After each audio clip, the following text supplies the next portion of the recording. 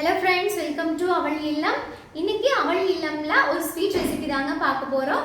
என்னென்னா cook with கோமாளி அஸ்வின் வந்து செஞ்ச பனானா மால்புவா. இந்த ரெசிபி தான் நம்ம இன்னைக்கு பார்க்க போகிறோம். இந்த பனானா மால்புவா பண்ணுறதுக்கு பார்த்தீங்கன்னா 3 நேந்திர வாழைப்பழம் எடுத்திருக்கேன். நீங்கள் வந்து எந்த பழம் வேணாலும் நீங்கள் எடுத்துக்கலாம். இப்போ இந்த 3 பழத்துக்கு ஒரு 3 வாழைப்பழம் எடுத்திருக்கேன். அதுக்கப்புறம் கோதுமை மாவு, பால், இது மட்டும் இருந்தால் போதுங்க. ஈஸியாக நம்ம செஞ்சிடலாம். வாங்க இது எப்படி பண்ணலான்னு பார்க்கலாம். 1.5 கப்பு கோதுமை மாவு சேர்த்திக்கலாம்.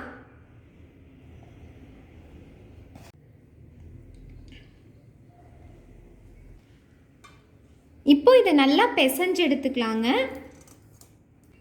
3 பனானா, 1.5 கப்பு கோதுமை மாவுக்கு பார்த்தீங்கன்னா 2.5 கப்பு பால் வந்து நம்ம இதில் சேர்த்திக்கலாம். இப்போ நான் ஃபஸ்ட்டு 1 கப்பு பால் சேர்த்து இதை நல்லா பிசைஞ்சிக்கிறேன்.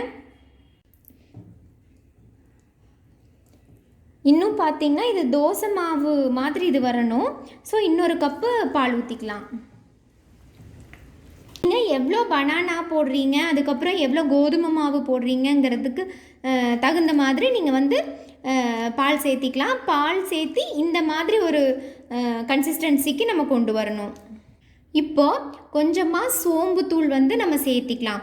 நான் வந்து சோம்பை வந்து நல்லா இடித்து பவுட்ரு பண்ணி ஒரு 1/4 டீஸ்பூன் வந்து நான் எடுத்துக்கிறேன். அடுத்ததாக 1/4 ஸ்பூன் ஏலக்காய் பவுடர் போட்டுக்கலாம். அடுத்ததாக குங்குமப்பூ பவுடர் கொஞ்சம் சேர்த்திக்கலாம். அடுத்ததாக சர்க்கரை 1 ஸ்பூன் சேர்த்திக்கலாம். நல்லா இந்த கன்சிஸ்டன்சிக்கு நீங்கள் நல்லா பீட் பண்ணி எடுத்து வச்சுக்கோங்க. இப்போ நம்ம சுகர் சிரப்பு செய்ய ஆரம்பிச்சிடலாம். சுகர் சிரப் பண்ணுறதுக்கு நம்ம 1.5 கப்பு தண்ணி எடுத்துக்கலாம்.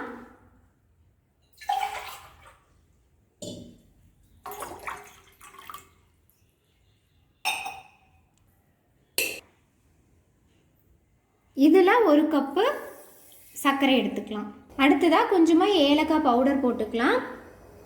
உங்ககிட்ட குங்குமப்பூ இருந்ததுன்னா நீங்கள் குங்குமப்பூவும் சேர்த்திக்கலாம். இப்போ பனானா மால்பூவை வந்து பொரிச்சு எடுக்கிறதுக்கு நான் ஆயிலும் நெய்யும் வந்து சேர்ந்து எடுத்துருக்கேன். நீங்கள் வந்து நெய் மட்டுமே எடுக்கிறதுனாலும் எடுத்துக்கலாம். இப்போ இது எண்ணெய் நல்லா காஞ்சதும் நம்ம வந்து பொரிச்சு எடுத்துடலாம்.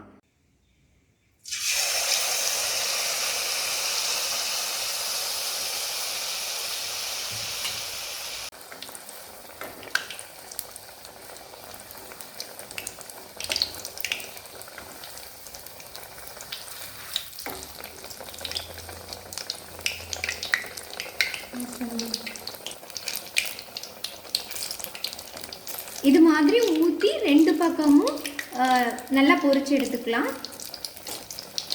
இப்போ இதில் இருக்க ஆயிலெல்லாம் நல்லா பிழிஞ்சு எடுத்துக்கோங்க.